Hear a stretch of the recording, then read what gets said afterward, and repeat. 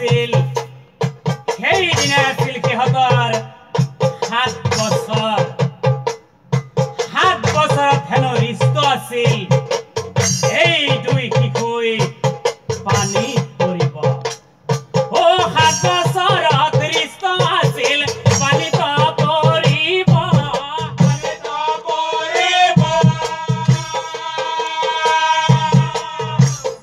ও কপালৰ লিখন বাৰো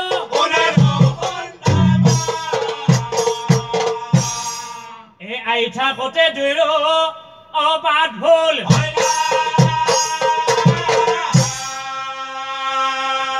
ইফালে সিফালে যায় ইফালে সিফালে যায় দাদা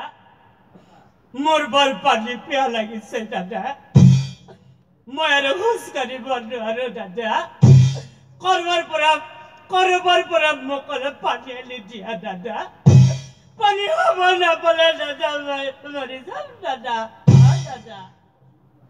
হে ভাই তোৰে নহয় ওই মোৰো বৰ পানীৰ পিয়া লাগিছে কিন্তু এই বনৰ মাজত পানী বাৰু পাম ক'ত ওয়ে কৃষ্ণ চৰা কি কৰে ও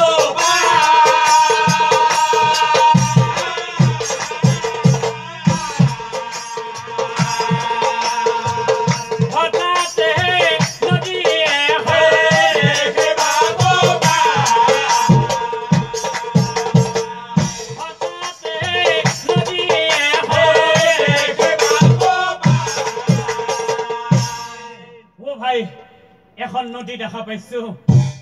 নদী দেখা পাইছো এই নদীখনত নামি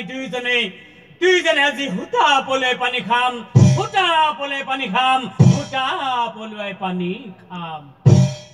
এতিয়া চাওক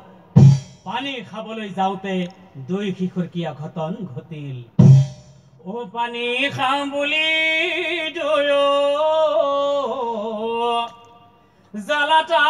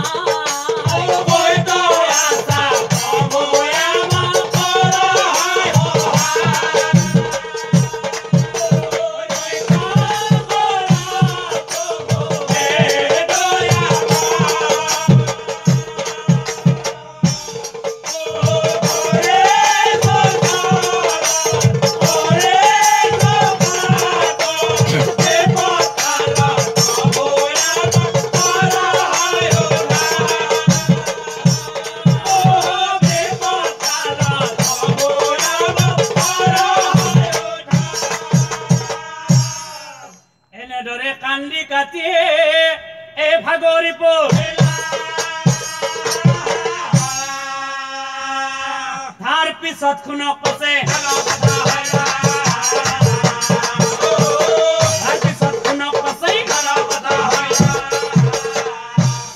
যি সময়ত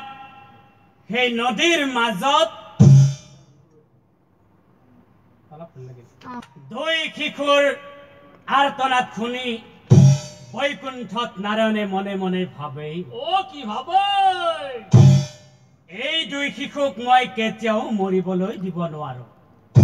যিকোনো প্ৰকাৰে ইহঁতক মই উদ্ধাৰ কৰিবই লাগিব হে চাওক ও ৰাখে হৰি মাৰে কোনে মাৰে হৰি ৰাখে কোনে দুই শিশুৰ তেনে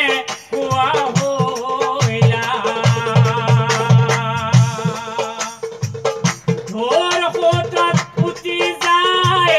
ঘনে ঘনে পানী খায় তাৰ পিছত যেন কথা হইলা অ হৰি তাৰ পিছত যেন কথা হইলা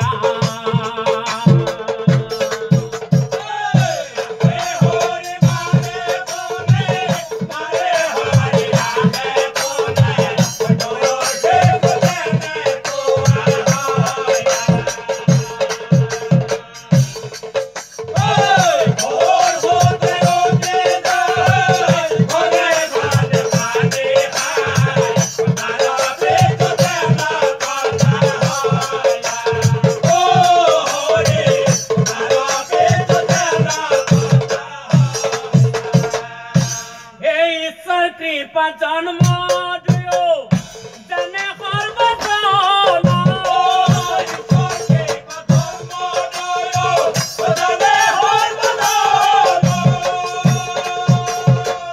দুই শিশু বাঁচাও বুলি প্রভু নারায়ণ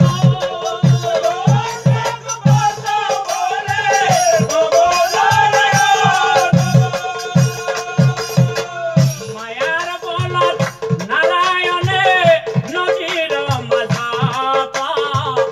সৃষ্টি করিলা প্রভুই কুকান বালির সতা কুকান বালির সতা কুকান বালির সতা হরি মারে কোনে হরে হরি রাধে কোনে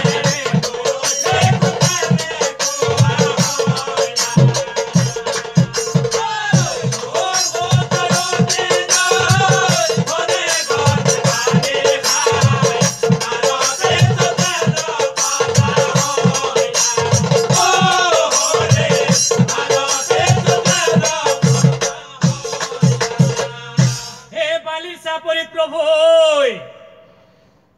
দুই শিশুক জ্ঞান পাই দুই ভাতৃ ও দাদা